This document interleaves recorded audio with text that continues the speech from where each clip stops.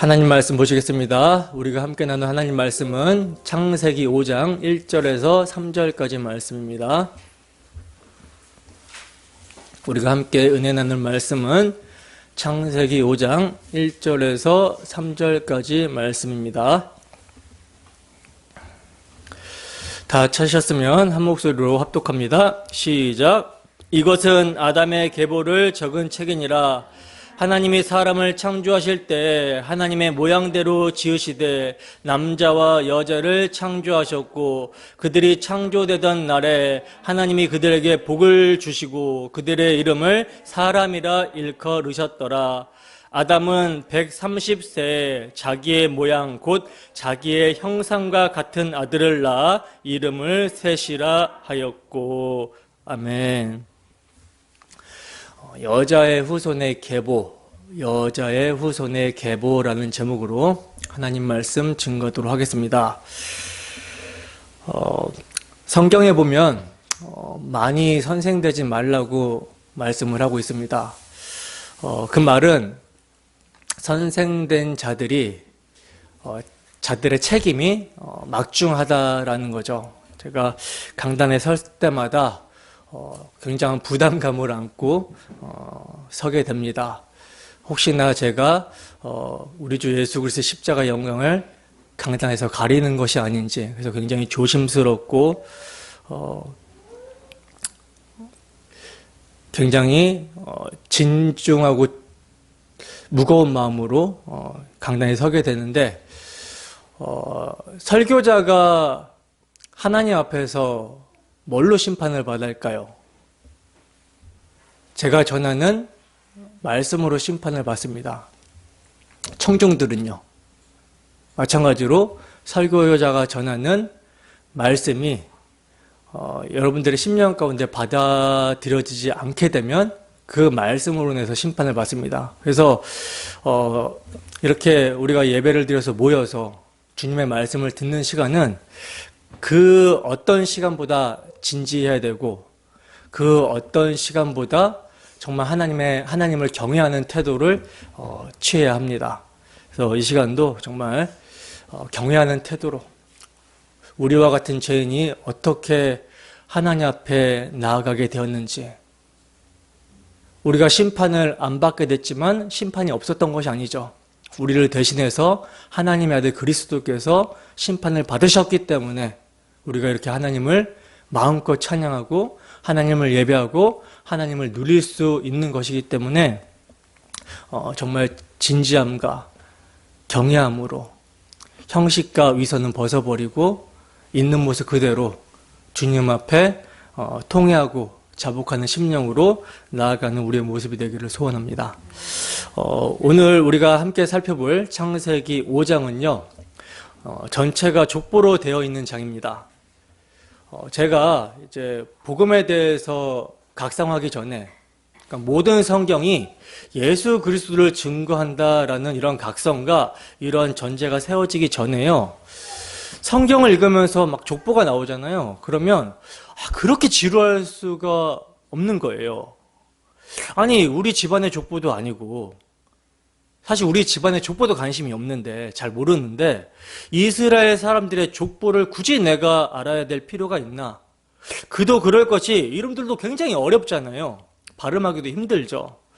그래서 솔직히 성경을 읽다가 족보가 이렇게 등장을 하게 되면 그냥 나와 상관없는 당시 이스라엘 백성들의 그 조상들의 이름들이 그냥 쭉 나열이 되어 있구나 하고 대충 읽고 그냥 넘어갔어요. 족보가 중요한 것을 몰랐던 것이죠. 그리고 또 중요하다라고 얘기를 해주는 사람도 없었어요. 그러니까 족보를 가지고 여러 번 설교해왔고 이것이 중요하다라는 것이 각인이 되면 이거 굉장히 중요하구나 라고 해서 이렇게 볼 텐데, 족보를 누가 설교를 해주는 사람도 없었어요. 여러분들은 족보 설교를 들어보신 적 있으십니까? 족보에 대해서? 우리가 너무나 잘 아는 에녹 이야기만 가지고 이렇게 따와가지고, 에녹은 하나님과 동행하는 삶을 살아서 죽음을 보지 않았단다. 그러므로 우리도 에녹을 본받아서 하나님과 동행하는 삶을 살자. 이런 주제 설교로는 들어본 적이 있는데, 족보가 무엇을 의미하며 여기에서 복음이 어떻게 증거가 되는지에 대해서는 사실 들어본 적이 없죠. 이게 사실이죠. 그러나 여러분, 우리가 여기서도 전제해야 되는 것은요, 모든 성경은 우리 주 예수 그리스도를 증거한다라는 전제입니다. 그러면 창세기 5장의 족보에서도 우리 주 예수 그리스도가 증거가 되어야 되는 것이겠죠. 창세기 5장을 읽으면서도 우리는 누굴 만나야 돼요? 예수님을 만나야 되는 거예요. 여러분, 예수님이 증거가 되지 않으면 창세기 5장에 나오는 족보를요, 달달달 읽고 또 읽어서 아예 외워버려도 아무 유익이 없습니다. 제가 신대원 이제 들어가려고 이제 시험을 보니까 이 족보를 그냥 달달달 외웠거든요. 무의미했어요, 사실. 그 당시 때는 다 외웠는데 시간 지나면 까먹잖아요, 사람이. 그러니까 굉장히 무의미한 짓을 한 거죠. 아무 유익이 없어요. 이 족보가 예수님으로 연결이 돼서 이해가 되지 않으면 아무 의미가 없습니다.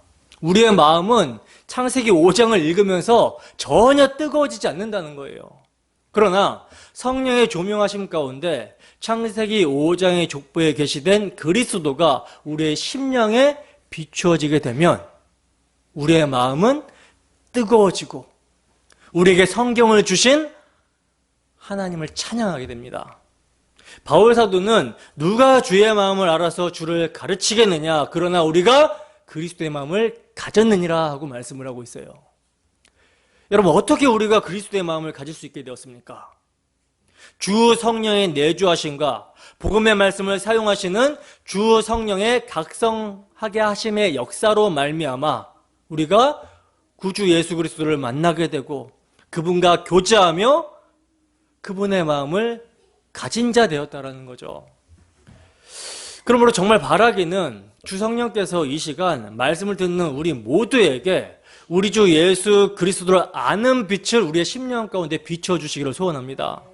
그래야 오늘도 말씀을 통해 우리 주 예수 그리스도를 깊이 아는 놀라운 은혜로 말미암아 그분의 마음을 가진 자로 주 예수를 위해 살아가는 동력과 자양분을 오늘도 받아가는 우리 모두가 되기를 주님의 이름으로 축원합니다. 본문 1절에서 3절 말씀 함께 읽어보겠습니다. 시작. 이것은 아담의 계보를 적은 책이니라. 하나님이 사람을 창조하실 때 하나님의 모양대로 지으시되 남자와 여자를 창조하셨고 그들이 창조되던 날에 하나님이 그들에게 복을 주시고 그들의 이름을 사람이라 일컬으셨더라. 아담은 130세에 자기의 모양 곧 자기의 형상과 같은 아들을 낳아 이름을 셋이라 하였고. 아멘. 자, 보시면 여러분, 창세기 5장의 시작이 어떻게 시작이 되고 있죠? 이것은 아담의 계보를 적은 책이라 이렇게 하면서 시작이 되고 있죠.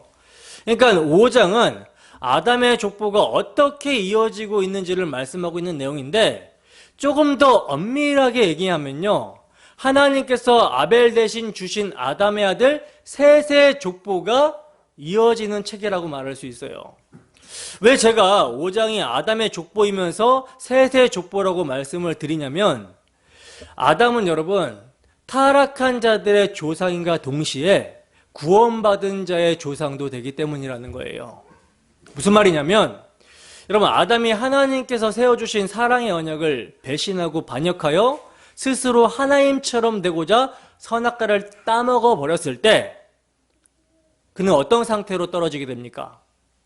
그는 하나님과의 교제가 단절이 되어서 영적으로 그 자리에서 죽어버립니다.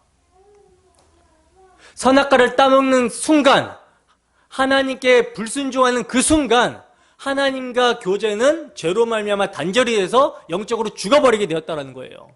때문에 그가 선악과를 따먹고 범죄하게 되었을 때 모든 인간이 그 아담 안에서 범죄하여 허물과 죄로 죽어버렸습니다.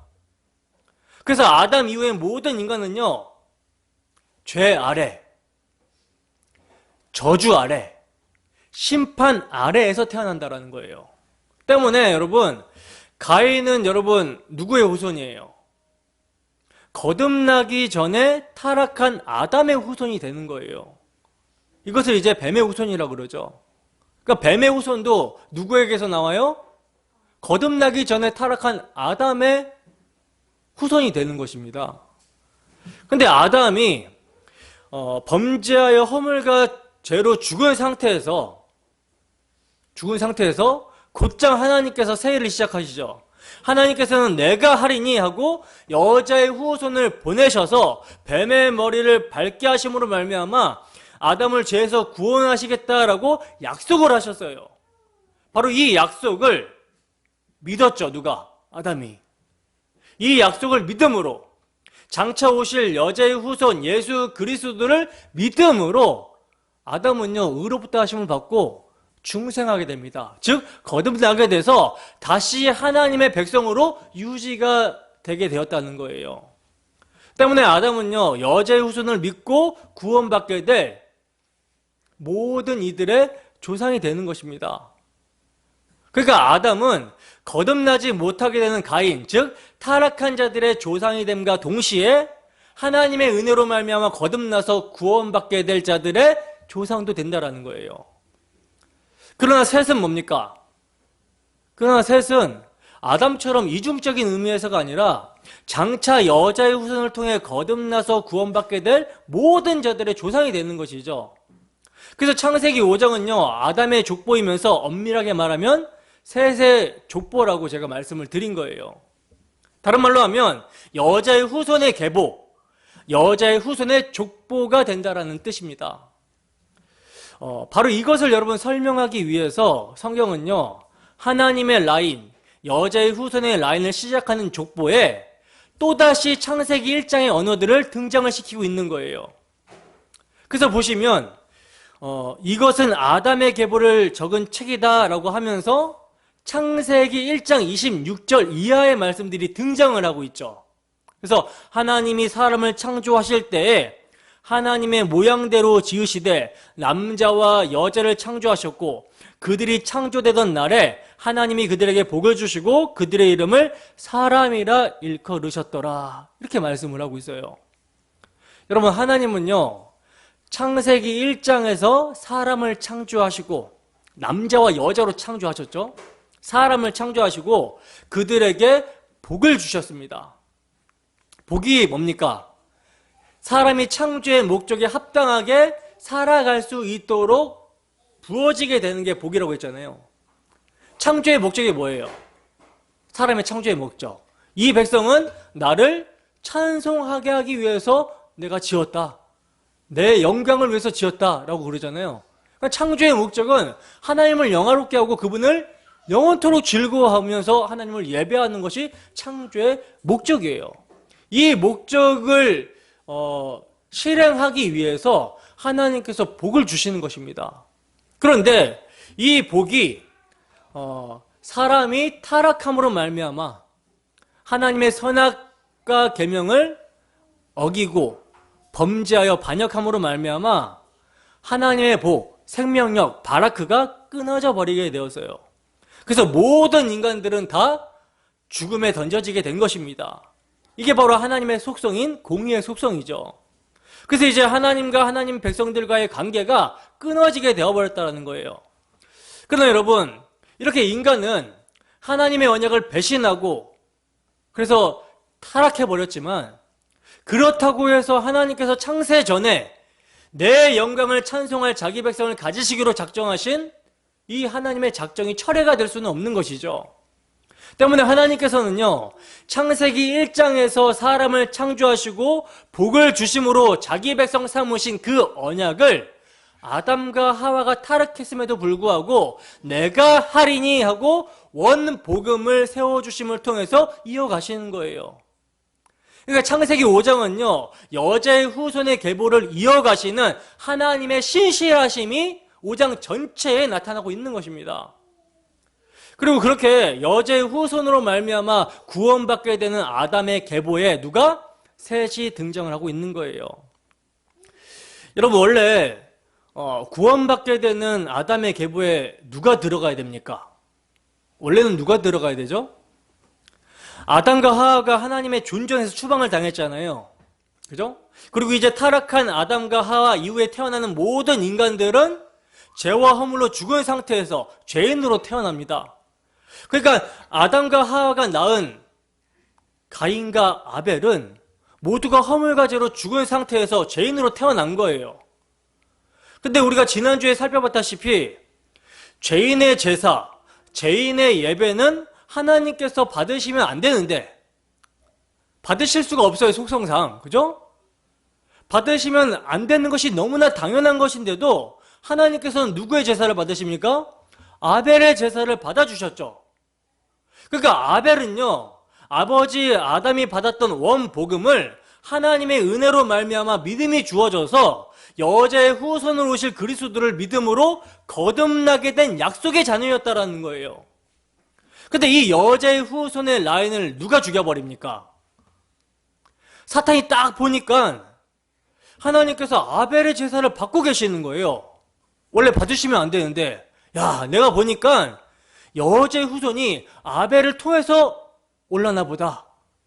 그렇게 해서 이제 가인을 충동시를 시켜가지고 아벨을 쳐 죽여버립니다. 그러니까 여자의 후손이 오실 통로를 사탄이 차단하려고 해버린 거예요. 그러나 하나님의 지혜는요, 아벨을 대신해서 다른 씨를 주셨는데 그 씨가 뭡니까? 새 씨라는 것이죠. 창세기 4장 25절에서 26절 말씀입니다. 함께 했습니다. 시작. 아담이 다시 자기 아내와 동침하매 그가 아들을 낳아 그의 이름을 셋이라 하였으니 이는 하나님이 내게 가인이 죽인 아벨 대신에 다른 씨를 주셨다 함이며 셋도 아들을 낳고 그의 이름을 에노스라 하였으며 그때 사람들이 비로소 여호와의 이름을 불렀더라. 아멘. 여러분, 이렇게 셋은요, 아벨의 죽음을 통해서 탄생하게 됩니다. 그러니까 아벨의 죽음을 통해서 탄생하게 되는 셋은 뭘 지금 상징합니까? 아벨은 예수 그리스도의 예표로서 죽은 거잖아요. 그죠? 예수 그리스도의 죽으심으로 말미암게 되는 하나님의 라인, 하나님의 씨, 즉 거듭난 성도들을 상징하는 것이 셋이라는 거예요. 그리고 이제 하나님의 그 라인으로 아벨의 죽음을 통해서 하나님의 라인으로 들어가게 된 셋의 계보가 본격적으로 이제 창세기 5장에서 나타나고 있는 것입니다. 그러니까 창세기 5장에서 원복음을 통해 타락한 하나님의 형상이 회복된 아담의 계보가 셋을 통해서 이어지고 있는 거예요. 타락한 아담이 잃어버렸던 하나님의 형상이 하나님의 은혜로 말미암아 어떻게 회복이 되고 어떻게 보존이 되고 어떻게 전수가 되고 있는지를 보여주고 있는 장이 창세기 5장이라는 것입니다. 내가 여자의 후손을 보내어서 너희를 너희 죄에서 구원하시겠다라고 하신 하나님의 언약을 믿음으로 하나님의 형상이 회복이 된 아담이 자기 형상과 같은 아들을 낳아서 이름을 셋이라고 하였어요. 원복음으로 회복된 하나님의 형상이 하나님의 백성들에게 전해지고 있는 형국입니다. 근데 여러분, 엄밀하게 말하면 이 하나님의 형상이 이어지는 것은 원래 아벨로 이어져야 되는 족보인데 아벨은 중간에 죽었기 때문에 셋으로 이어지게 된 것이죠. 그래서 셋은 가인이 죽인 아벨 대신에 하나님이 주신 아들인 거예요. 그러니까 만일 하나님께서 가인이 죽인 아벨 대신에 셋을 주시지 않으셨다면 지금 이 계보는 존재합니까? 존재하지 못합니까? 이 족보는요, 존재하지 못하는 게 되는 거예요. 따라서 여러분, 하나님의 백성들의 족보는요, 하나님께서 이어주셔야 된다는 거예요. 하나님께서 이어주셔서, 다른 말로 성령에 의해서 이어지는 족보라는 것입니다. 오직 은혜로. 그러니까 인간의 지혜나 인간의 노력이나 인간의 열심이 여기에 개입이 될 수가 없다는 거예요. 그래서 족보가 누구로부터 시작이 되는 거예요? 하나님으로부터 시작이 되고 있는 것입니다. 누가복음에 보면요, 예수 그리스도의 족보의 끝이 이렇게 끝나고 있어요. 누가복음 3장 36절에서 38절 말씀입니다. 함께 했습니다. 시작. 그 위는 가이난이요, 그 위는 아박사시요, 그 위는 셈이요, 그 위는 노아요, 그 위는 레멕이요, 그 위는 무드셀라요, 그 위는 에녹이요, 그 위는 야렛이요, 그 위는 마할랄렐이요, 그 위는 가이난이요, 그 위는 에노스요, 그 위는 셋이요, 그 위는 아담이요, 그 위는 하나님이시니라. 아멘. 번역이 조금 이렇게 좀 뭐라고 해야 되나, 좀 이게 번역상 조금 잘못된 것도 있지만 예수님의 족보에 창세기 5장에 나오는 족장들이요 모두가 기록이 되어 있어요. 그리고 그 맨 위에 조상이 누굽니까? 하나님이십니다. 그리고 맨 아래에는요 예수 그리스도를 믿는 우리, 그러니까 예수님 밑으로 태어나게 될 우리의 이름들이 들어가 있는 거예요. 그러니까 창세기 5장은요 타락한 아담이 하나님께서 세워주신 원복음, 여자의 후손으로 오실 그리스도를 믿음으로 하나님의 형상이 회복이 되어서 하나님의 언약인 복음이 전수가 되는 여자의 후손에 계보라는 것입니다. 근데 여러분, 이 점에서 우리가 주목을 해야 되는 점이 있는데, 그게 뭐냐면 성경은요 여자의 후손의 계보만을 말씀해주고 있는 것이 아니라 먼저 뱀의 후손의 줄기를 언급함으로써 두 부류의 대조를 보여주고 있다는 점이에요.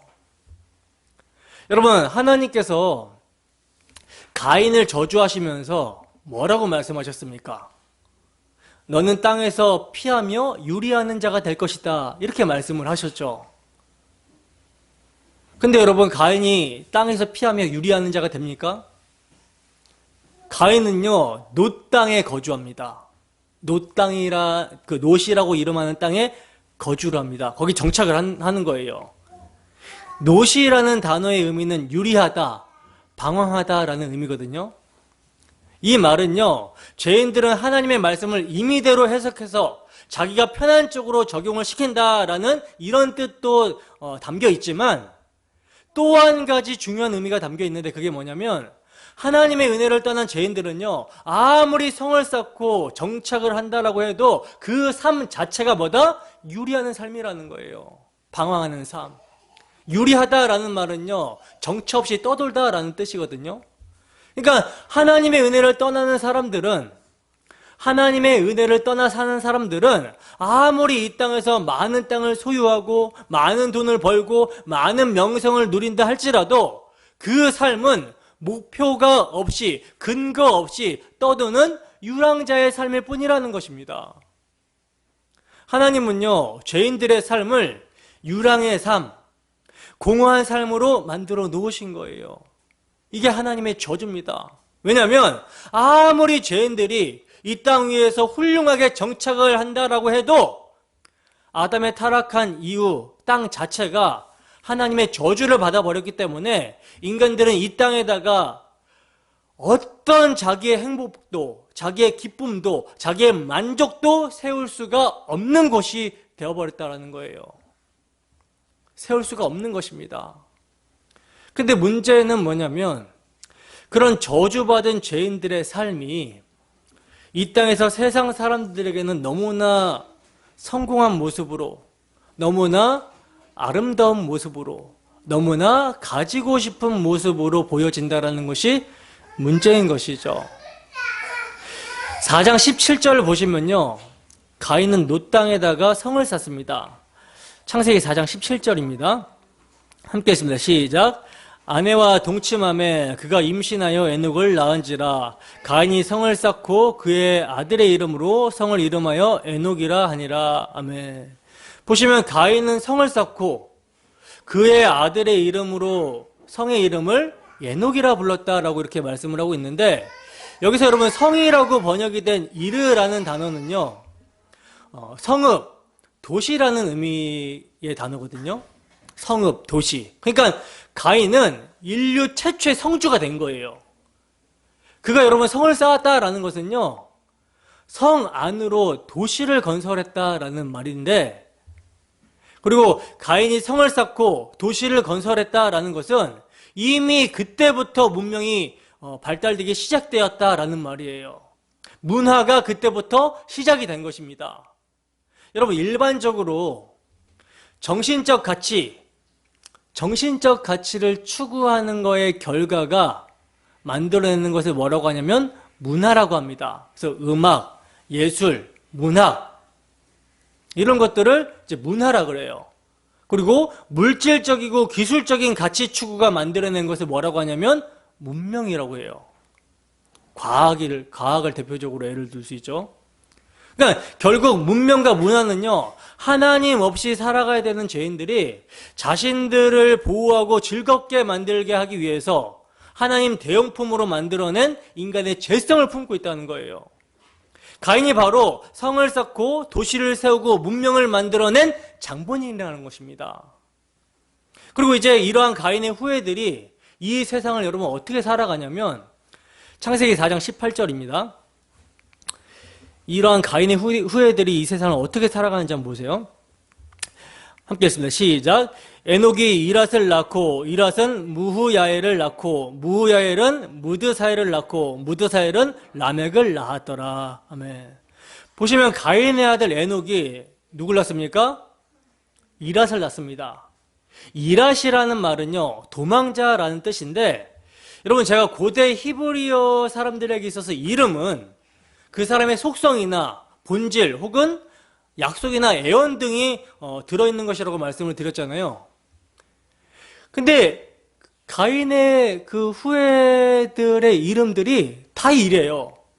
그 자녀들의 이름이 모두 이렇습니다. 이랏이 무야엘을 낳습니다. 무야엘도요, 어떤 이름이냐면 그 뜻이 뭐냐면 하나님이 치셨다라는, 하나님이 징계하셨다라는 뜻이에요. 그리고 무후야엘은 무드사엘을 낳는데 이 무드사엘이라는 이름도요, 스올의 아들, 지옥의 아들이라는 뜻이에요. 이름들이 무시무시하죠. 그리고 이제 계속해서 19절부터는요, 그러한 지옥의 자식들이 이 땅에서 어떻게 사는지가 잘 나와 있습니다. 그러니까 18절까지는 가인의 자녀들의 이름을 통해서 그들이 하나님의 저주를 받은 자들이다라는 사실을 밝히고 있고요. 19절부터는 그 저주받은 자들이 역사 속에서 어떻게 살아가는지가 설명이 된다는 거예요. 창세기 4장 19절에서 22절입니다. 함께 했습니다. 시작. 라멕이 두 아내를 맞이하였으니 하나의 이름은 아다요 하나의 이름은 실라였더라. 아다는 야발을 낳았으니 그는 장막에 거주하며 가축을 치는 자의 조상이 되었고 그의 아우의 이름은 유발이니 그는 수금과 퉁소를 잡는 모든 자의 조상이 되었으며 실라는 두발가인을 낳았으니 그는 구리와 새로 여러 가지 기구를 만드는 자요 두발가인의 누이는 나암하였더라. 아멘. 자, 무드사엘, 즉 지옥의 자식이라고 뜻해지는 이 사람이 아들을 낳습니다. 아들을 낳는데 그 아들의 이름이 라멕이에요. 라멕이라는 이름의 뜻은 강한 자라는 뜻이거든요. 강한 자. 근데 이 라멕이 여러분 얼마나 악한지를 한번 주목해 보세요. 그 라멕이 두 아내를 취했다라고 말씀합니다. 두 아내를 취했다. 하나님께서는 경건한 자손을 이으시기 위해서 한 남자와 한 여자, 아담과 하하를 만드시면서 정해놓으신 일부일처제를요, 지금 라멕이 깨버리고 있어요. 일부일처제가 깨지는 장면입니다. 그리고 그 라멕이라는 자가 아들을 낳았는데 그 아들 중 야발이라는 사람은요, 가축을 치는 자의 조상이 되었다라고 말씀을 하고 있어요. 이 말은 뭐냐면 이때 이미 가축을 쳐서 양육하고 훈련시키는 기술이 있었다라는 말이거든요. 그리고 그렇게 가축을 쳐서 그 가축을 팔아야 될 만큼 인구가 많아졌다라는 말이에요. 그러니까 아무튼 가인의 후손에게서 뭐가 발전하냐면 낙농업이 시작이 되고 발전하게 됩니다. 그러니까 가인의 후손들에게 뭐가 있냐면 세상을 살아가는 지혜가 있었다라는 것을 말해주는 거예요. 그리고 그 동생 유발은요, 수금과 퉁소를 잡는 모든 자들의 조상이 되었다라고 말씀을 하고 있는데, 여기서 수금, 킨노르라는 말은 현악기를 말하는 것이고요.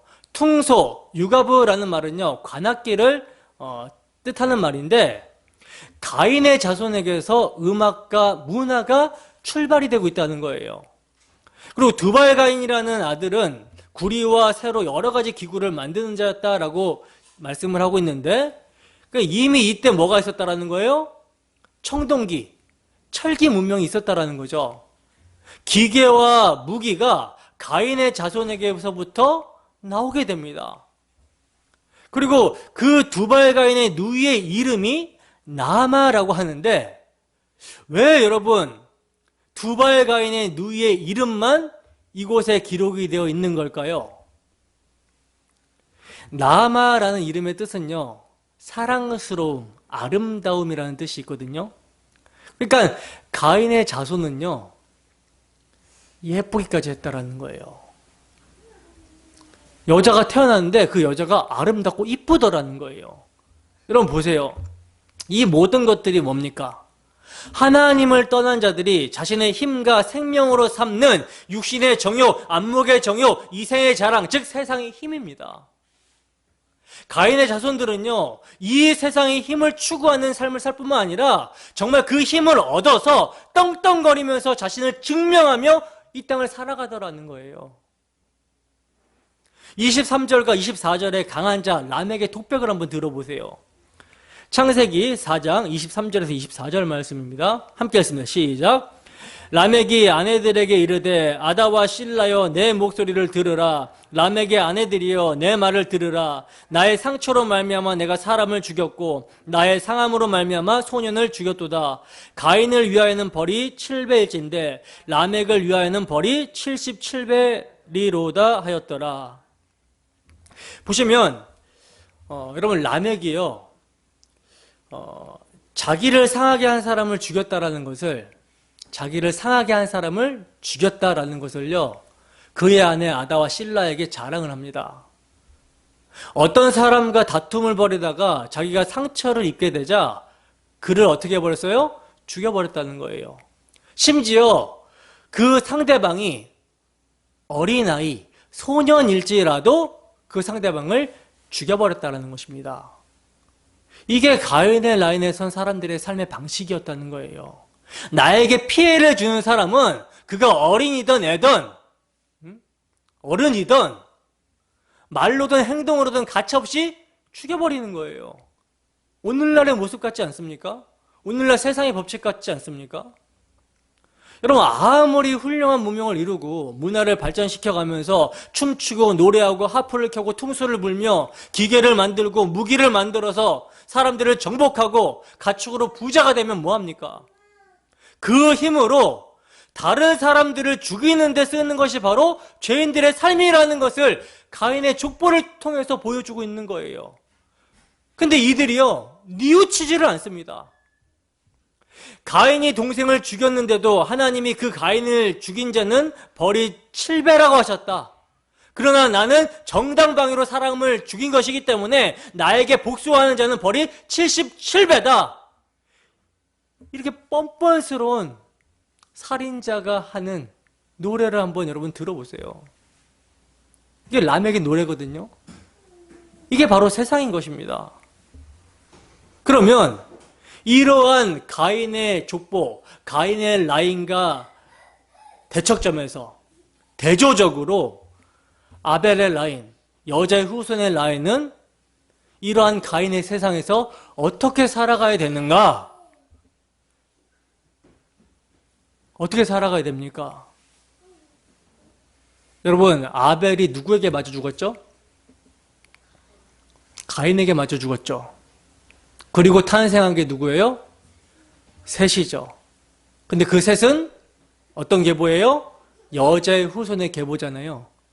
근데 아벨은 누구를 상징해요? 예수 그리스도 상징하고, 그리고 예수 그리스도를 말미암아 탄생한 교회를 셋이 모용을 하고 있었잖아요. 그렇다면 여자의 후손의 라인, 즉 교회는 어떤 삶을 살아가야 된다는 것입니까? 세상에서 죽는 삶을 살게 된다는 거예요. 누구에게? 이 세상 정신과 가인의 라인에 의해서 죽는 삶을 살게 된다는 거예요. 근데 그 죽는 삶이 무엇을 고발하는 삶이었어요? 아벨의 죽음이 누굴 고발하는 삶이었죠? 가인의 죄를 고발하는 삶이었죠. 우리가 세상의 심판을 증거하는 삶을 살게 된다라는 말씀이에요. 그래서 성경은요, 이렇게 이야기합니다. 디모데후서 3장 1절에서 5절 말씀. 함께 했습니다. 시작. 너는 이것을 알라. 말세에 고통하는 때가 이르러 사람들이 자기를 사랑하며 돈을 사랑하며 자랑하며 교만하며 비방하며 부모를 거역하며 감사하지 아니하며 거룩하지 아니하며 무정하며 원통함을 풀지 아니하며 모함하며 절제하지 못하며 사나우며 선한 것을 좋아하지 아니하며 배신하며 조급하며 자만하며 쾌락을 사랑하기를 하나님 사랑하는 것보다 더하며 경건의 모양은 있으나 경건의 능력은 부인하니 이 같은 자들에게서 내가 돌아서라. 자, 하나님의 교회에게 사도가 뭐라고 말씀을 하고 있어요? 말세에 이러한 일이 있을 텐데, 여러분, 말세는요, 아담이 타락한 이후부터가 말세예요. 우리는 항상 세상 끝을 살아갑니다. 그 전 세대는 말세를 살았고, 오늘날 우리는 오늘이라는 말세를 사는 거예요. 근데 말세에 항상 어떤 일이 있었냐면 이러한 일이 있어 왔다라는 거죠. 가인이 후손이 만들어낸 그런 세상에서 살아갈 때, 그 말세의 세상에 살아갈 때 성도들, 언약의 라인들은 뭐하라? 그런 세상 정신에서 돌아서라고 얘기하고 있어요.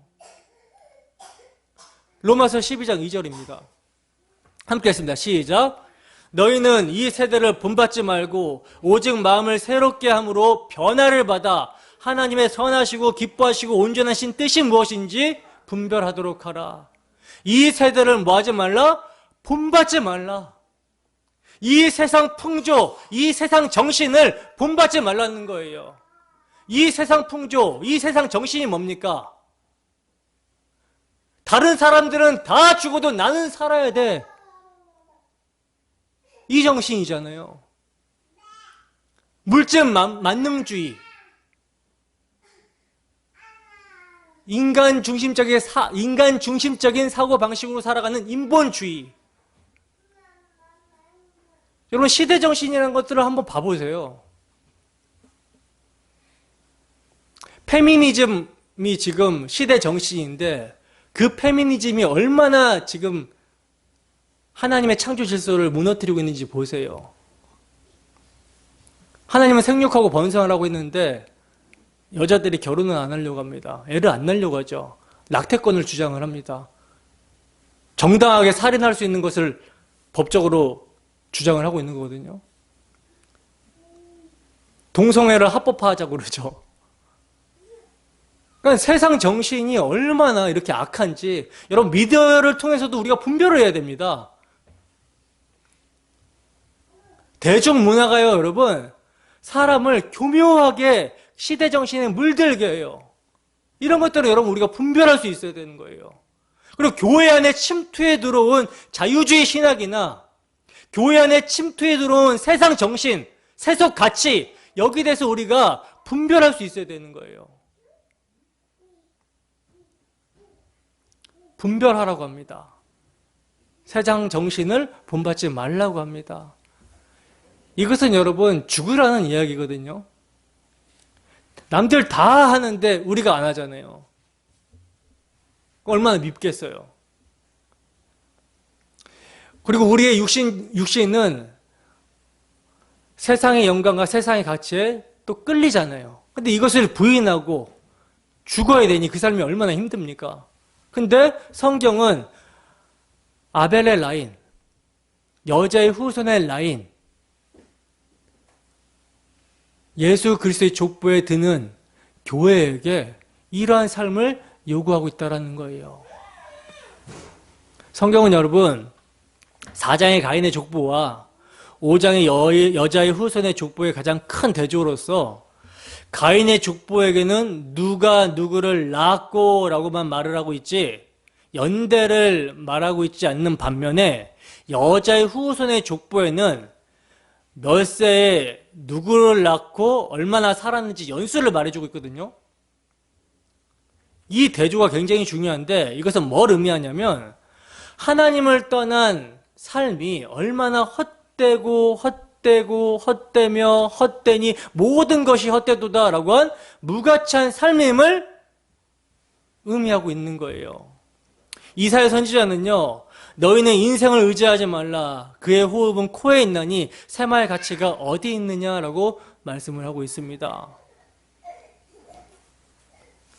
가인의 후손의 라인들이 정말 세상 가운데 세상의 가치와 세상의 영광을 가지고 떵떵거리며 살아갈 때, 그리고 그들이 중심이 돼서 인간 중심의 세상을 만들어서 그렇게 살아갈 때, 이 삶을 하나님께서 보실 때 어떻게 보신다고요? 헛되니 모든 것이 헛되도다. 무가치한 삶으로 보신다라는 거예요. 흙으로 돌아가는 인생, 무의미한 인생, 셈할 가치가 없는 인생으로 보신다라는 것입니다. 그러나 거기에서 자기를 부인하고 우리를 위해서 피 흘리신 예수 그리스도를 따라 자기 육신을 쳐서 복종시키며 이 세대를 분별하며 하나님의 선하시고 기뻐하시고 온전한 뜻이 무엇인지를 분별하며 하나님의 뜻을 따라 살아가는 우리의 인생은 어떻게 보십니까? 성도의 인생은 귀하게 보신다라는 거예요.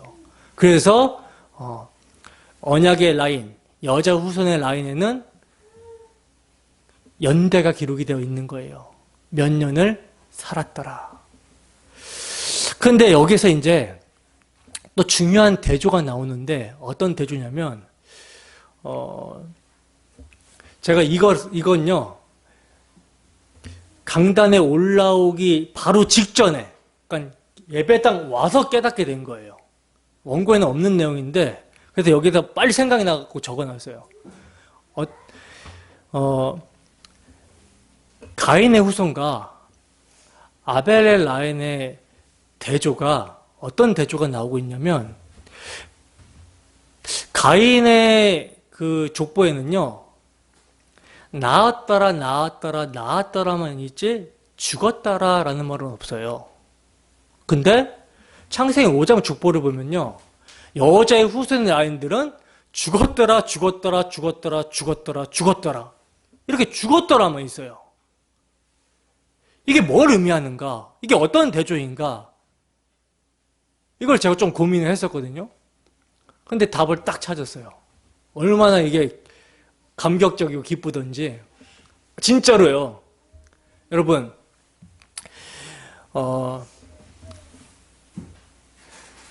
가인의 라인은요, 홍수 심판 이전에 한 사람도 죽은 사람이 없습니다. 홍수 심판에 한 사람도 죽은 사람이 없어요. 근데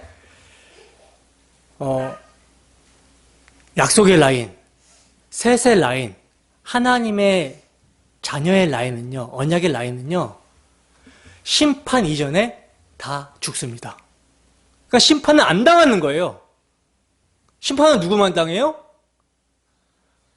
그렇죠. 가인의 자손만 심판을 당하는 거예요. 이게 여러분 어떤 대조인지 아시겠습니까? 여러분, 우리는요, 셋의 라인은요, 여자의 후손 교회는요, 죽음이 죽음으로 끝나지 않습니다. 죽음이 죽음으로 끝나지 않아요. 죽음은 영원한 생명의 문을 통과하는 하나의 그냥 문일 뿐이에요. 그러나 가인의 자손은요, 죽기를 무서함으로 종로로 타면서 살아가다가 안 죽으려고 바등바등 거리다가 결국 어떻게 됩니까? 심판을 받습니다. 이 대조를 아시겠습니까? 그리고 또 한 가지. 또 한 가지가 뭐냐면, 이제 죽었더라라는 기록을 통해서 우리가 얻게 되는 교훈이 있어요. 죽음은 여러분 죄의 결과입니다. 한 번 죽는 것은 정한 것이요 그 이후에 심판이 있다라고 말씀하신 것처럼 아담에게 너가 선악과의 열매를 먹으면 반드시 죽으리라 이렇게 말씀하셨잖아요. 근데 뱀은 어떻게 말했어요? 아니야, 너 그거 먹어도 안 죽어 그랬잖아요. 죽었더라를 통해서 우리가 얻게 되는 교훈은 하나님의 말씀은 참으로 진실되다라는 것입니다. 뱀의 말이 틀렸다라는 거예요. 뱀의 말이 거짓이고 하나님의 말씀이 진실이다라는 것입니다. 그러므로 죽음을 볼 때 마귀의 거짓됨을 우리가 실감을 해야 되는 거예요. 그리고 이 세상을 사는 우리의 몸은 얼마 지나지 않아 죽게 됨을 우리는 기억해야 되고요. 육신의 만족이 아닌 이 세상의 가치와 이 세상의 영광을 따라가는 것이 아니라 영적인 것, 영원한 것을 사모해야 됩니다. 그리고 이것을 위해서 우리는 뭐 해야 된다? 기도해야 되는 거예요. 바울 사도가 뭐라고 말씀을 하고 있죠? 위의 것을 찾으라 말씀을 하고 있죠. 거기에는 우리의 생명이 그리스도와 함께 감춰져 있다. 여러분, 우리는 이걸 찾아야 되는 거예요. 이것을 위해서 기도해야 되는 것입니다. 시편 기자는요, 우리의 모든 날이 주의 분노 중에 지나가며 우리의 평생이 순식간에 다하였나이다. 우리의 연수가 70이요 강건하면 80이라도 그 연수의 자랑은 수고와 슬픔뿐이요 신속히 가니 우리가 날아가나이다. 누가 주의 노여움의 능력을 알며 누가 주의 진노의 두려움을 알리니까 우리에게 우리의 날 계수함을 가르치사 지혜로움을 마음을 얻게 하옵소서. 이렇게 간구하고 있어요. 이것이 여러분 우리의 기도가 되어야 될 줄로 믿습니다. 자, 이렇게 여러분 죽더라의 족보가 이렇게 쭉 연결이 되다가 가운데에, 그러니까 아담, 셋, 게난, 마할랄렐, 야렛, 그 다음에 이제 아담의 7대 손 에녹 때에 죽음을 보지 않고 사는 그 영광스러운 어떤 모습을 보게 되거든요. 함께 이거 한번 읽어보겠습니다. 창세기 5장 21절에서 24절 말씀 시작. 에녹은 65세에 무드셀라를 낳았고 무드셀라를 낳은 후 300년을 하나님과 동행하며 자녀들을 낳았으며 그는 365세를 살았더라. 에녹이 하나님과 동행하더니 하나님이 그를 데려가심으로 세상에 있지 아니하였더라. 아멘. 자, 항상 우리는 에녹을 이제 죽음을 보지 않고 하나님과 동행하다가 하나님 나라로 간 굉장히 큰 위인이라고 생각하는 경향이 있는데, 사실 여러분 5장의 족보는요 쭉 이어져 오다가 에녹 때에 굉장히 한번 위기를 겪는 족보라고 말할 수가 있어요. 5장에는요 위기 상황을 나타내주는 이름이 있는데 그 이름이 바로 에녹입니다. 그러니까 그의 아버지 야렛까지는 원복음이 쭉 잘 이어져 오다가 에녹 때에 와서는 세속화가 심해졌음을 짐작해 볼 수가 있다는 거예요. 그러니까 에녹이 그렇게 신앙심이 좋았던 게 아니었다라는 거죠, 처음부터. 왜냐하면 에녹이 365세를 살았는데 365세를 살았다 그러잖아요. 365세를 살았는데 하나님과 동행한 기간은 몇 년이래요? 300년이라고 기록을 하고 있어요. 그렇다면 65세까지는 어떻게 살았다는 거예요? 하나님과 동행하지 않고 살았다라는 이야기가 되는 것이죠. 그러니까 세속화가 얼마나 심해졌는지 에녹이 65세까지는요 조상들의 신앙 근원인 원복음에 대해서 소홀히 여기고 있었다라는 거예요. 근데 이제 에녹이 65세에 아들을 낳는데 그 아들의 이름을 뭐라고 짓냐면 무드셀라라고 지으면서 에녹의 신앙에 변화가 있었던 것 같습니다. 왜냐하면 아들 이름을 무드셀라라고 이렇게 지었다라는 점 때문이에요. 무드셀라라는 뜻은요 창을 던지다, 종말이 임한다 라는 의미거든요. 즉 무드셀라가 죽을 때 종말이 이르게 될 것이라는 계시를 에녹이 받은 거예요. 그래서 이때부터 에녹이요 원복음을 제대로 믿으면서 하나님과 동행하기 시작한 것이 300년을 산 것이라고 이렇게 우리가 볼 수가 있다는 것입니다. 그래서 다른 믿음의 조상들은 이름과 연수만 기록이 되어 있는데 에녹은 특별히 어떤 설명들이 추가되어 있으며 에녹 때에 이러한 위기가 있었는데 하나님께서 에녹을 보존해 주셨다라는 거죠. 에녹을 보존해 주신 거예요. 찾아와 주신 거예요. 그래서 이런 에녹 때의 이러한 위기와 회복이 있었음을 보여주시고 결국 노아의 때에 가서는 다 타락하여 세속화가 되었다라는 것을 성경은 지금 보여주고 있는 거예요.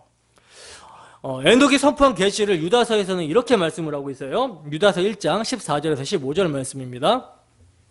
함께 했습니다. 시작. 아담의 7대손 에녹이 이 사람들에 대하여도 예언하여 이르되 보라 주께서 그 수만의 거룩한 자와 함께 임하셨나니 이는 무엇 사람을 심판하사 모든 경건하지 않은 자가 경건치 않게 행한 모든 경건하지 않은 일과 또 경건하지 않은 죄인들이 주를 거슬러 한 모든 완악한 말로 말미암아 그들을 정죄하려 하심이라 하였느니라. 아멘. 여러분 지금 에녹이 가깝게는 뭘 지금 바라보면서 예언을 하고 있죠? 노아 시대에 일어나게 될 심판, 노아 홍수 심판을 바라보며 예언을 하고 있는 것이고 이 심판은 종말의 예표가 되는 심판이기 때문에 이 심판은요 우리 주 예수 그리스도께서 하나님의 죄에 대한 그 하나님의 모든 진노를 받으실 그 심판을 겹쳐서 보여주고 있고 그리고 예수님이 재림하실 때 임하게 되는 최종적인 심판 이것까지도 겹쳐서 우리는 볼 수 있어야 돼요. 이렇게 이제 에녹은 노아 홍수의 심판을 바라보면서 예언을 하고 있는데 여러분 실제 하나님께서 홍수로 이 심판을 행하신 때가 노아가 600세 되던 해예요. 이때 여러분 무드셀라가 몇 살입니까? 노아의 아버지 라멕이 노아를 낳은 때가요 182세였어요. 그리고 라멕의 아버지 무드셀라가 라멕을 낳은 때가 187세였습니다. 합치면 몇 세예요? 계산해봐. 969세죠. 그죠? 하나님의 심판이 일어났던 무드셀라의 손자 노아가 600세 되던 해에 무드셀라가 몇 세인지 한번 보겠습니다. 창세기 5장 27절 함께 했습니다. 시작. 그는 969세를 살고 죽었더라. 아멘. 자, 그러니까 하나님의 심판인 노아 홍수는요 무드셀라가 죽은 해에 일어났던 거예요. 이가 죽으면 심판이 임한다라고 하나님께서 말씀하셨는데 이가 죽자 심판이 일어났습니다. 이렇게 여러분 하나님의 약속은요 실제로 정확무오하게 완성이 된다는 것은 우리는 창세기 5장에서도 어렵지 않게 확인할 수가 있다는 거예요. 에녹은요 이러한 하나님의 약속을 받고 세상의 심판을 선포하며 살았습니다. 이걸 여러분 믿음이라고 하는 거예요. 아직 눈앞에서는 벌어지지 않았지만 아직 눈앞에서는 그 심판이 일어나지 않았지만 하나님께서 약속하셨기 때문에 그것을 실체로 받아들이고 사는 삶을 여러분 믿음이라고 하는 것입니다. 에녹은요 바로 그 믿음의 삶으로 하나님과 동행하는 삶을 살았던 것이고 이 세상 사람들의 눈치를 보지 않고 담대하게 대담하게 그들에게 심판의 메시지를 선포하며 살아갔던 거예요. 그들이 바로 죄에 삭신 사망과 전혀 관계없이 이 땅에서부터 영생을 살게 되는 성도의 삶인 것입니다. 그렇다면 여러분 에녹이 계시를 받고 이가 죽으면 심판이 임한다 라는 계시를 받고 300년 동안 하나님과 동행하면서 그가 어떤 스탠드, 어떤 자세로 살았을까요? 하나님의 심판을 생각하면서 산 것이죠. 종말론적으로 살아간 것입니다. 그래서 무드셀라가 잠시 안 보이거나 조금만 이상이 있거나 혹시 막 감기로 막 아프면 오늘이 심판날이 아닌가라는 그런 자세로 살았을 거라는 거예요. 여러분, 참으로 깨어있는 신앙이란 주님의 재림을 늘 잊지 않고 사는 것입니다.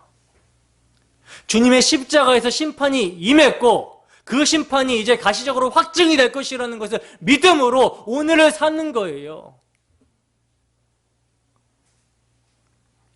그 날이 더디 오는 것처럼 보여도 우리는 오늘을 그 날이라고 생각하고 사는 것입니다. 이게 신앙이에요.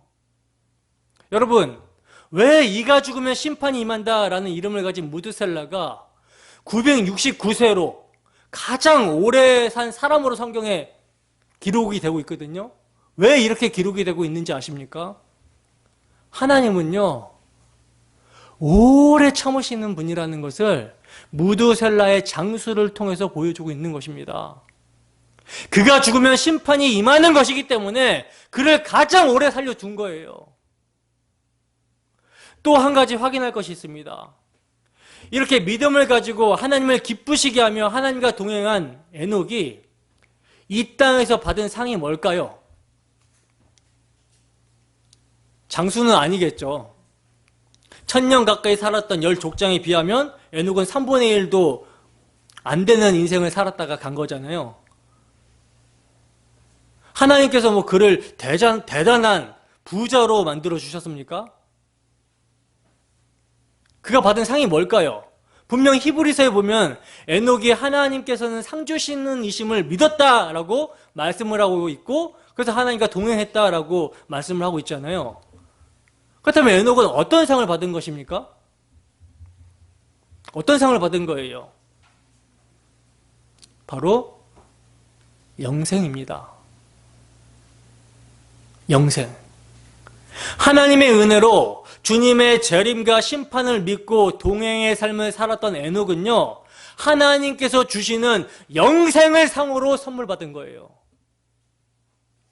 요한복음 11장 25절에서 26절 말씀입니다. 함께 했습니다. 시작. 예수께서 이르시되 나는 부활이요 생명이니 나를 믿는 자는 죽어도 살겠고 무릇 살아서 나를 믿는 자는 영원히 죽지 아니하리니 이것을 내가 믿느냐. 요한복음 5장 24절입니다. 함께 했습니다. 시작. 내가 진실로 진실로 너에게 이르노니 내 말을 듣고 또 나 보내신 이를 믿는 자는 영생을 얻었고 심판에 이르지 아니하나니 사망에서 생명으로 옮겼느니라. 아멘. 에녹의 삶은요, 예수를 믿고 영생을 상으로 얻은 자의 삶이었습니다. 그렇다면 에녹은 이 땅에서 이미 영생을 받은 자의 삶을 살았다는 것을 우리가 알 수 있는 것이죠. 그러니까 여러분, 영생이라는 것은요, 단순히 시간적으로 영원한 삶을 말하는 것이 아니라 우리 주 예수 그리스도를 믿음으로 하나님과 화목하게 되어서 하나님과 동행하게 되는 것을 영생이라고 그래요. 영생은 이것입니다. 여러분, 구약의 성도들도요, 신약의 성도들과 마찬가지로 오직 우리 주 예수 그리스도의 대속의 공로를 믿음으로 구원을 얻었어요. 그리고 그 믿음으로 하나님과 동행하고 하나님과 화목을 누렸습니다. 물론 그들은 약속을 받은 것이 아니라 증거를 받은 거기 때문에 믿음을 통해서 오실 일을 바라보면서 모형과 상징과 그림자와 예표를 통해서 믿고 하나님과 교제하는 삶을 살고 영생을 누렸던 것이지만 분명히 에녹도 원복음, 아담으로부터 전수가 된 원복음, 여자의 후손이 뱀의 머리를 상하게 할 것이라는 원복음을 믿음으로 제사를 드리고 예배하는 삶을 살았던 거예요. 신구약 성경을 막론하고 모든 구원받는 자들은 우리 주 예수 그리스도를 믿음으로 의롭다 하심을 받습니다.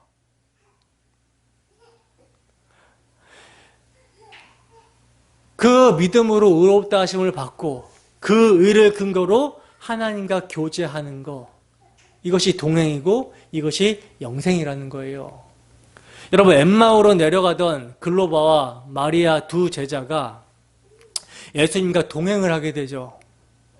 그들이 예수님과 동행하면서 그들에게 제일 처음 나타났던 특징이 무엇입니까? 주님과 동행하면서 그들에게 나타났던 특징이 뭐예요? 예수님이 그들에게 성경을 풀어주실 때 그들의 마음이 어땠다 그래요? 뜨거워졌다 그러잖아요. 그러면 두 번째 나타나는 특징이 뭐예요? 그 길로 다시 예루살렘으로 뛰어가서 주님을 증언한 것입니다. 이렇게 하나님과 동행하는 사람들은요, 하나님의 말씀 속에서 하나님의 뜻을 분별해내기를 즐거워할 뿐만 아니라 에녹이 그랬던 것처럼 하나님을 증거하고 싶어서 못 견디는 증인의 삶을 살게 된다는 거예요. 그게 바로 하나님 나라의 삶의 원리인 것입니다. 그게 바로 영생인 거예요. 왜 성경이 여러분 굳이 아담의 7대손 에녹 때에 사망이 승리를 거두지 못하는 장면을 집어넣고 있을까요? 왜 굳이? 7이라는 숫자는 여러분들이 아시다시피 안식의 숫자잖아요. 하나님께서는 7일째에 안식을 하셨습니다. 그래서 성경에서 7이라는 숫자는 안식의 수, 완전수로 쓰여져요. 그 말은 아담의 7대손 에녹이 하나님과 동행하는 삶을 산 것이 바로 하나님께서 완성하시고자 하는 안식의 삶이다라는 것을 암시적으로 보여주고 있는 거라는 것이죠.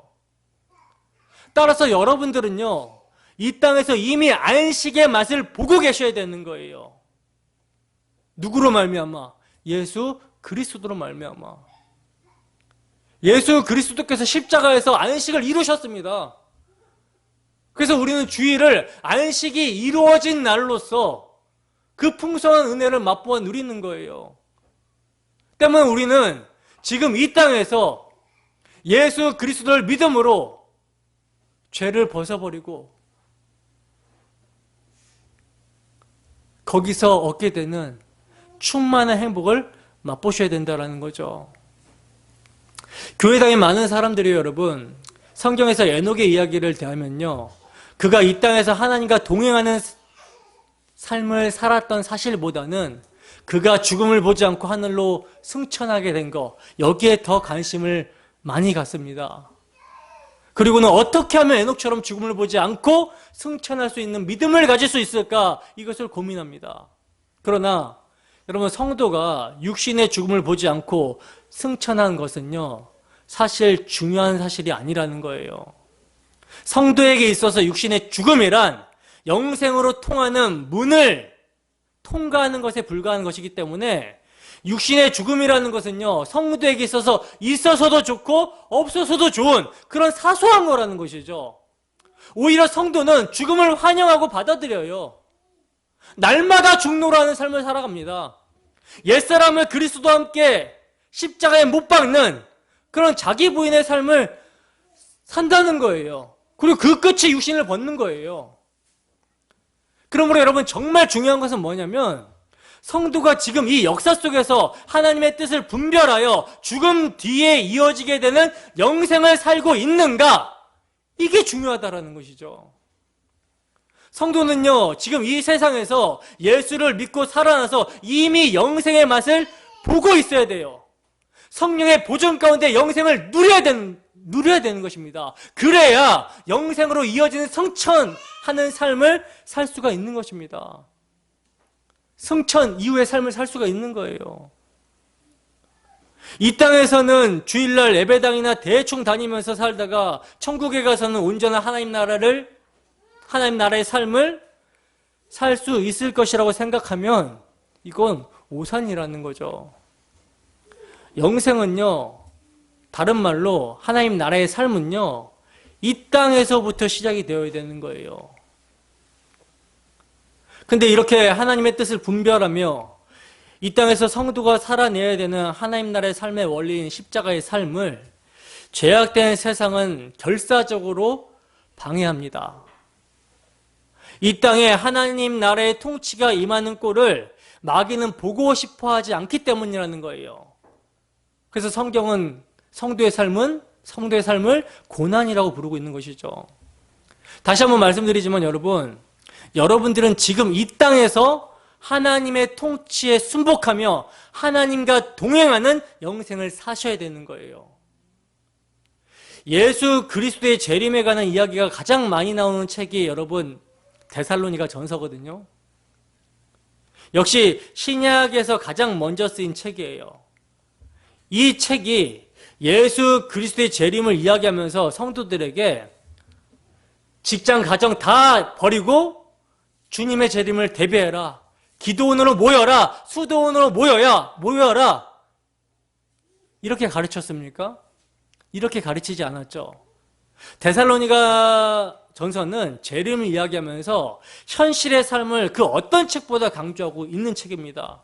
그 말은 이 땅에서 에녹과 같이 예수 그리스도의 재림을 믿고 기다리는 사람들은요, 바로 이곳에서 그 재림 후에 완성이 될 영생의 삶을 믿음으로 미리 맛보고 살아가야 된다라는 거예요. 영생은 하늘에서 하나님과 동행하는 삶입니다. 근데 그 삶을 우리는 이 땅에서부터 하나님과 동행하는 거예요. 하나님과 동행하는 하늘의 삶을 열심히 살아내야 되는 것입니다. 그래야 죽음 이후에 영생이 어색하지 않게 되는 것이죠. 어떤 사람들은 하나님과 동행하는 삶을 살기 위해서 가정도 버리고 직장도 버리고 수도원이나 기도원에 올라가서 자기들끼리 집단 생활을 하면서 하나님과 동행하는 삶을 시도하기도 합니다. 그러나 이것은 완전히 잘못된 성경의 가르침과 완전히 대치되는 것이죠. 에녹은요, 여러분, 무드셀라를 낳고 300년을 자식을 낳으면서 하나님과 동행했다고 성경 기록을 하고 있어요. 이것은 하나님과 동행하는 삶이란 이미 일상생활 속에서 시작이 되어서 영생으로 연결되어야 된다는 뜻인 것입니다. 에녹은요, 자식도 있었고 가정도 있었고 직장도 있었어요. 아이들의 아버지였고 한 여자의 남편이었고 집안의 가정이었으며 부족에서는 부족장이었고 패역한 죄인들 사이에서 열심히 전도를 했던 사람입니다. 하나님과의 동행의 삶은요, 그렇게 우리의 일상생활 속에서 시작이 되어야 된다는 거예요. 신앙생활은요, 하나님의 백성들이 하나님 나라의 삶의 원리를 이 땅에서 살아내는 것을 말하는 거예요. 여러분들은 여러분들의 일상 속에서 그 영생의 삶, 하나님과의 동행의 삶을 사시면서 그 삶이 주는 행복과 기쁨을 맛보셔야 되는 거예요. 그것이 여러분들에게 상으로 여겨져야 되는 것입니다. 하나님과 동행하는 것이. 하나님과 동행하는 삶을 살 때 우리가 소망을 하늘에 두게 돼요. 소망을 하늘에 두게 됩니다. 근데 여러분, 소망을 하늘에 두는 삶이 녹록치가 않죠. 녹록치가 않아요. 그래서 여러분, 셋의 족보가, 여자의 후손의 족보가 지금 10사람으로 기록이 되어 있잖아요. 아담, 셋, 게난, 마할랄렐, 야렛, 에녹, 무드셀라, 라멕, 노아, 이렇게 10사람으로 이렇게 연결이 되고 있잖아요. 근데 그 언약의 라인을 보면요, 사람들이 죽기 전까지 몇 년 동안 자식을 낳았고, 몇 년 동안 자식을 낳았고, 몇 년 동안 자식을 낳았고라는 말이 있어요. 그러니까 뭐 800년, 900년 가까이 살면서 얼마나 많은 자식들을 낳았겠어요. 근데 그 자식들이 다 언약의 라인, 약속의 후손들은 아니더라는 것이죠. 얼마나 많은 아이들을 낳았는지 짐작하기가 힘들지만은 엄청 많이 낳았을 거예요. 그럼에도 불구하고 언약의 후손들은 한 명씩 기록되어 있어요. 이 말은 하나님의 약속을 믿으면서 세상을 살아가기가 하나님의 은혜의 보존하심이 아니면 이거는 살 수 없는 삶이다라는 것을 보여주고 있는 것입니다. 그래서 그 삶이 얼마나 눅눅했던지 그 언약의 라인, 족보에 기록된 그 신앙의 선배들이 탄식하면서 여자의 후손이 오실 것을 기다리는 거예요. 언제 오실까? 오매불망 기다리는 것입니다. 그래서 라멕이 182세의 아들을 낳고 이름을 뭐라고 그래요? 노아라 하여 이르되 여호와께서 땅을 저주하심으로 수고롭게 일하는 우리를 이 아들이 아니하리라 하였더라. 이렇게 고백을 하고 있는 것입니다. 여러분, 라멕이 아들을 낳고 노아라고 이름을 지은 것은요, 하나님께서 땅을 저주하심으로 수고로이 일하는 우리에게 안위를 주시겠다라는 뜻이거든요. 노아의 이름이 안식이라는 뜻이에요. 근데 이러한 안식이 여러분 어떻게 옵니까? 놀랍게도 노아 홍수 심판과 함께 오는 것입니다. 모두가 저주 아래 심판받고 있는데 안식을 누리는 자가 있다라는 거예요. 이 사람 역시 하나님과 동행한 노아인 것이죠. 근데 노아가 이렇게 하나님과 동행해서 구원을 받았고 안식을 누릴 수 있었던 것은 뭐다? 성경이 뭐라고 합니까? 노아는 하나님께 은혜를 입었더라라고 말씀합니다. 여러분, 오늘날 우리가 사는 이곳은요, 심판의 땅입니다. 2000년 전에 예수님께서 죽임당한 세상이라는 거예요. 심판이 이미 임한 세상이에요. 이 심판의 땅에서 여러분, 안식이 무엇입니까? 주님과 동행하는 것입니다. 이것은 우리가 요청하여 이루어질 일이 아니라 하나님의 은혜를 입은 자가 누리게 되는 복이라는 것이죠. 심판에서 안식을 누릴 수 있는 자는요, 주님의 동행이 있어야 됩니다. 그래서 예수님께서 이 땅에 오셨을 때 우리와 함께 계시겠다라고 그 이름이 임마누엘인 거예요. 근데 죄인은 하나님과 함께 할 수 없기 때문에 그 죄를 해결해 주시기 위해서 십자가에서 몸짓고 피 흘려 죽으심으로 말미암아 그 죄를 해결해 주시고 그를 믿는 자는 심판의 땅에서 안식을 누리게 된다라는 것이죠. 여러분, 주님께서는 약속하신 성령을 보내셔서 세상 끝날까지 함께 하시겠다라고 약속을 하셨습니다. 이 약속을 받은 자는 에녹처럼 하나님과 동행하다가 영생을 누리다가 하나님께서 취하여 가시는 거예요. 육신의 장막을 벗게 되는 거죠. 근데 여러분, 이것은 무엇으로 되어진다? 오직 은혜로 되어집니다. 오직 은혜가 있을 때에 우리가 보존이 되는 거예요. 이러한 은혜가 우리의 심령 가운데 넘치시기를 주님의 이름으로 축원합니다. 기도하겠습니다.